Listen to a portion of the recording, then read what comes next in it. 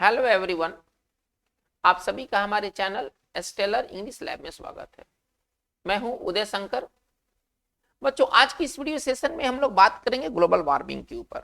जैसे कि मैंने पहले वीडियो में आपको बताया था कि हमने 2024 के एग्जाम्स के लिए क्लास 10+2 के 2024 के एग्जाम्स के लिए कुछ प्रोबेबल बहुत संभावित ऐसे को सिलेक्ट किया है।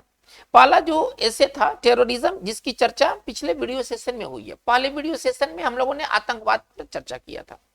आज की इस वीडियो सेशन में हम लोग का जो टॉपिक होगा वो ग्लोबल वार्मिंग होगा। ग्लोबल वार्मिंग का मतलब आप ऐसे समझिए, वैश्विक उष्णता। आज वर्ल्ड में, पूरे विश्व में तापमान बढ़ते जा रहे हैं और ये सभी के लिए एक चिंता का मामला हो गया है। तो वैश्विक जो उष्णता है, वैश्विक तापमान या उष्णता कहिए, है ना, आप इसको उष्णता कहिए, शुद्ध रूप से उष्णता कहिए, ये बहुत ही इंपॉर्टेंट ये ऐसे है।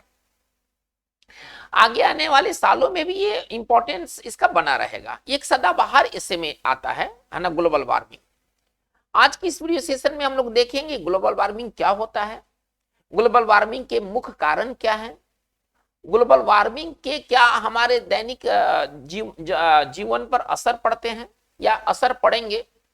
इन तमाम चीजों को आज के इस वीडियो सेशन में हम लोग देखेंगे। ये आपके 2024 के एग्जाम्स के लिए रामबाण साबित होने वाला है। कुछ ऐसे ऐसे हैं जो कि हमेशा महत्व के होते हैं। ऐसा नहीं कि किसी साल उनका महत्व है और किसी साल उनका महत्व खत्म हो गया। मैंने पिछले वीडियो सेशन में भी बात किया था कि हमारे ये जो 6 ऐसे हैं, हमारे जो 6 ऐसे हैं, ये एवरग्रीन ऐसे में आते हैं, सदाबहार ऐसे में आते हैं। वो चाहे किसी साल के एग्जाम्स हो, वो इंटरमीडिएट लेवल का हो, वो कंपटीशन का हो, वो किसी लेवल का एग्जाम्स हो, ये जो 6 के 6 हमेशा काम आने वाले हैं। हो सकता है कि इंटरमीडिएट में आपको 150 से 200 शब्दों के बीच लिखना होता है, और ये कंपटीशन में आप चले जाइएगा तो आपको 500 शब्दों में लिखना होगा, आपको 800 शब्दों में लिखना होगा या 1000 शब्दों में लिखना होगा। तो चूंकि आपका एग्जाम जो है वो कितना डिमांड करता है, कितने वर्ड लिमिट को डिमांड करता है, 150 से लेकर के 200 वर्ड्स के बीच आपका ऐसे होना चाहिए। तो आज की इस वीडियो सेशन में हम लोग बात करेंगे ग्लोबल वार्मिंग के ऊपर। चलिए पहले हम लोग देखेंगे कि ग्लोबल वार्मिंग किसे कहते हैं, ग्लोबल वार्मिंग क्या होता है। चलिए, तो कह रहे क्या, ग्लोबल वार्मिंग, ठीक है ना, refers to the rise in temperature of earth. इसका मतलब क्या हुआ कि जो वैश्विक उष्णता है, आप इसको ग्लोबल वार्मिंग के नाम से ही जानिए, यही ज्यादा चर्चित वर्ड है ना। लोग बहुत शुद्ध हिंदी से बचता है, तो वैश्विक उष्णता कहने के बजाय ग्लोबल वार्मिंग भी कह सकते हैं, ठीक है ना। ये क्या बताता है, ग्लोबल वार्मिंग से किस बात का बोध होता है, ठीक है। तो इससे बोध होता है कि जो अर्थ के जो टेम्परेचर में जो वृद्धि हुआ है, इसी को ग्लोबल वार्मिंग कहा जाता है ना। साल दर साल अब अर्थ के, पृथ्वी के टेम्परेचर में बढ़ोतरी होते जा रहा है। तो फिर एक बार इसको फिर से देख लिया जाए। Global warming refers to the rise in temperature of earth. ये ग्लोबल वार्मिंग क्या बताता है कि पृथ्वी के तापमान में जो वृद्धि है, राइज मतलब वृद्धि, पृथ्वी के तापमान में जो वृद्धि है, इसी को हम कहते हैं वैश्विक उष्णता या ग्लोबल वार्मिंग। चलिए, राइज मतलब वृद्धि और रेफर्स मतलब होता है बताना। सरल भाषा में कहे तो रेफर्स मतलब बताना।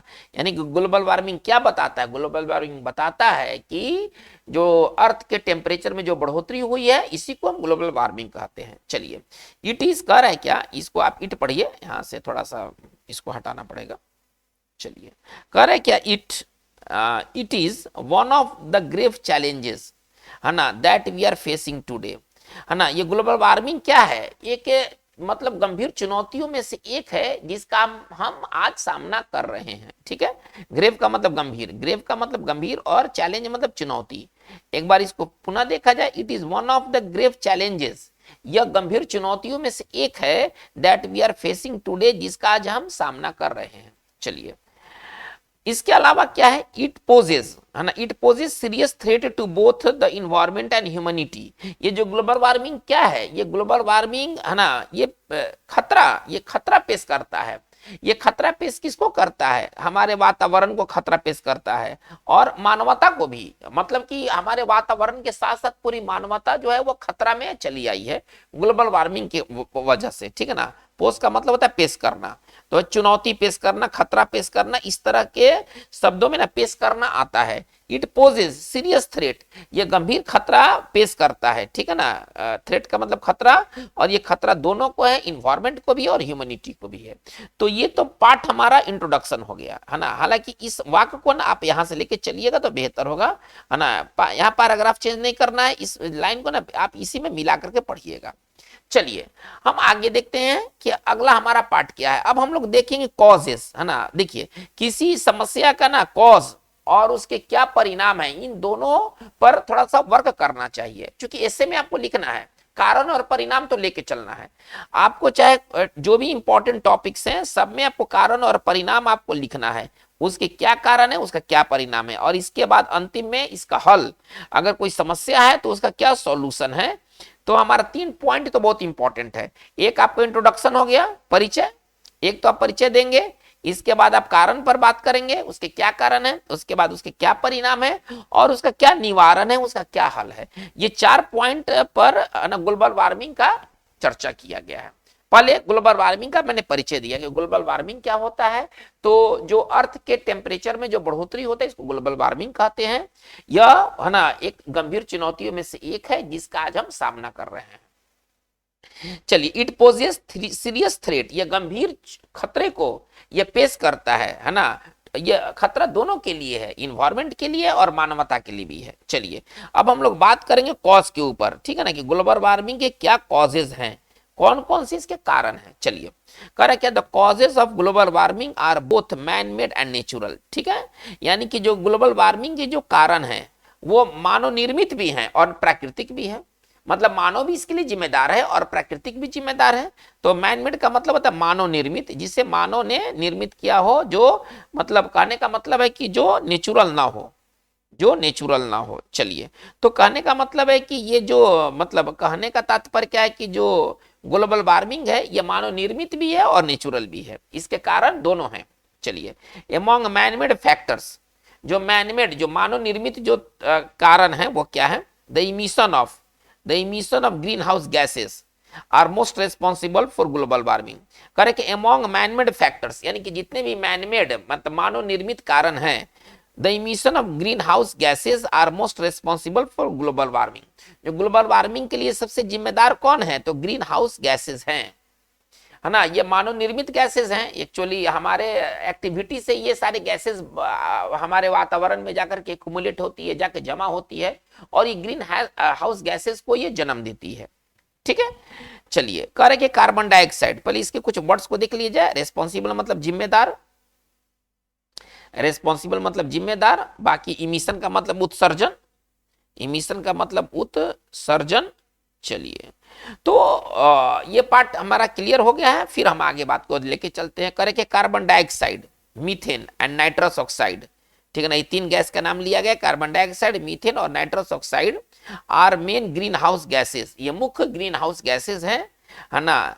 दैट ट्रैप रेडिएशंस, है ना, जो कि विकिरण, रेडिएशंस का मतलब क्या होता है, विकिरण, जो विकिरण को रोक लेते हैं, ट्रैप कर लेते हैं, फंसा लेते हैं, है ना, फ्रॉम अर्थ, जो अर्थ से, अगर आप साइंस पढ़ेंगे तो आपको पता चलेगा कि जैसे कि सन रे आता है, फिर वो रेडिएट भी होता है, प्रतिबिंबित भी होता है। तो ये ग्रीन हाउसेस क्या है, ये ग्रीन हाउसेस जो ट्रैप कर लेते हैं, फंसा लेते हैं, यहाँ से जो रेडिएशन पृथ्वी से जो निकलकर चलता है इसको फंसा लेते हैं, और इस प्रकार तापमान में बढ़ोतरी हो जाता है। जब ये पूरी तरह से वायुमंडल में जाकर रिफ्लेक्ट नहीं होगा तब तक क्या होगा, ये तो टेम्परेचर को बढ़ा देगा। चलिए एक बार पुनः, carbon dioxide, methane and nitrous oxide are main green house gases, ये मुख्य ग्रीन हाउस गैसेस हैं।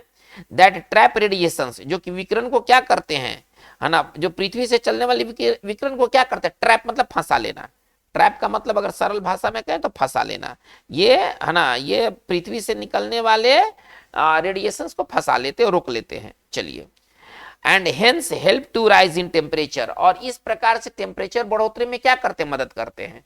जब टेम्परेचर फंस जाएगा तो डेफिनेटली टेम्परेचर, पृथ्वी का टेम्परेचर बढ़ेगा। कह रहे the burning of fossil fuel, एक तो हुआ green house gases, the burning of fossil fuel, है ना, मतलब जीवाश्म, जैसे कि कोयला, पेट्रोलियम, ये फॉसिल फ्यूल के अंतर्गत आता है। The burning of fossil fuel, power plant and auto engines, है ना, कॉज कार्बन डाइऑक्साइड ग्रेटली। चलिए कह रहे क्या कि जैसे कि फॉसिल फ्यूल का जलना, बर्निंग मतलब जलना, चलिए पावर प्लांट, जितने भी विद्युत प्लांट हैं, ठीक है ना, एंड ऑटो इंजन्स, और जितने भी हम वाहन हैं, ठीक है ना, auto engines cause carbon dioxide greatly, वो काफी मात्रा में कार्बन डाइऑक्साइड पैदा करते हैं। क्या क्या, कौन कौन सा चीज कार्बन डाइऑक्साइड पैदा करता है? तो जीवाश्म का जलना, जो जहां पर विद्युत प्लांट लगाए जाते हैं वो पावर प्लांट, ठीक है ना, और ऑटो इंजन्स, ये कार्बन डाइऑक्साइड को बहुत ज्यादा मात्रा में उत्पन्न करते हैं, ठीक है ना, कॉज कार्बन डाइऑक्साइड ग्रेटली। चलिए, मीथेन कम्स फ्रॉम, मीथेन कहां से आता है? वेटलैंड्स, दलदली क्षेत्र से, है ना, डिकम्पोजिंग वेस्ट मटेरियल, मतलब कि वेस्ट मटेरियल के सड़ने गलने से, है ना, राइस पैडी, धान के खेत, धान के खेत से, एंड कोल माइंस, और कोयले के खदानों से मीथेन गैस की प्राप्ति होती है। चलिए, बात को हम लोग आगे देखते हैं। कह रहे कि deforestation is another important man made factor for global warming. चलिए, अभी देखिए, अभी हम लोगों ने क्या बात किया था? तो बात किया था ग्रीन हाउस गैसेस जो कि मैन मेड हैं, और ये क्या करते हैं, ये मतलब ग्रीन हाउस गैसेस जो है वो मतलब कि रेडिएशन को ट्रैप करते हैं और पृथ्वी के टेम्परेचर को बढ़ा देते हैं। चलिए, कह रहे क्या, डिफोरेस्टेशन मतलब वनों की कटाई, है ना, मतलब इसको सरल भाषा में समझिए, वनों की कटाई, डिफोरेस्टेशन का मतलब होता है वनों की कटाई, is another important man made factor for global warming. ये जो वन कट रहे हैं ये भी ग्लोबल वार्मिंग के लिए जिम्मेदार, है ना, मतलब मानव निर्मित ये जिम्मेदार है। चलिए, the level of carbon dioxide in air is rising, जो हवा में कार्बन डाइऑक्साइड का जो लेवल है वो बढ़ रहा है, because trees are being cut, क्योंकि पेड़ों को तो काटा जा रहा है, पेड़ों को तो काटा जा रहा है, इसलिए जो हवा में जो कार्बन डाइऑक्साइड का जो लेवल है वो बढ़ते जा रहा है। चलिए, ये तो मैनमेड हो गया। मैनमेड में हम लोगों ने क्या देखा? मैनमेड में हम लोगों ने देखा ग्रीन हाउस गैसेस, मैनमेड में हम लोगों ने देखा डिफोरेस्टेशन, है ना, वनों की कटाई। चलिए, अब आते हैं थोड़ा सा नेचुरल कॉज को देख लेते हैं कि प्राकृतिक कारण क्या है।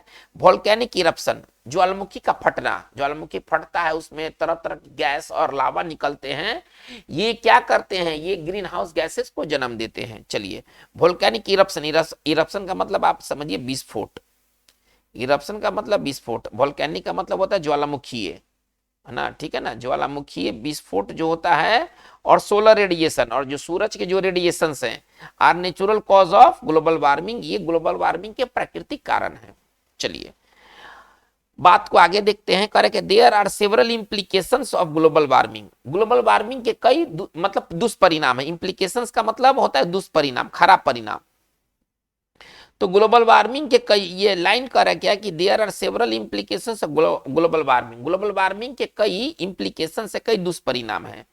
There are numerous changes in climate patterns, ठीक है ना, क्लाइमेट पैटर्न में बहुत ज्यादा, न्यूमरस मतलब अनेक, कई, न्यूमरस मतलब कई या अनेक, है ना, इसका मतलब है कि क्लाइमेट जलवायु पैटर्न में कई तरह के बदलाव हुए हैं। Cycles of seasons are changing, है ना, जो सीजन के जो साइकिल है कि जाड़ा के बाद बसंत, बसंत के बाद गर्मी, गर्मी के बाद वर्षा, तो ये सब जो साइकिल है ना ये चेंज हो रहा है, ये जो ऋतु के जो चक्र है ना वो बदल रहे हैं। चलिए, अब पता चल रहा है कि जैसे कि नवंबर में जैसे पहले ठंड आ जाता था, अब जाकर के ये एक्चुअल गर्मी ठंडा जनवरी में होता है, दिसंबर लास्ट और जनवरी में होता है, ठीक है ना। तो ये जो सीजन की जो साइकिल है ना अब चेंज हो रहे हैं। चलिए, summer seasons are getting longer, ठीक है, जो गर्मी के जो दिन है वो समर सीजन जो है वो लंबा होते जा रहा है। पता चलेगा कि गर्मी आपका मार्च से शुरू हुआ और अक्टूबर तक रहा, ठीक है।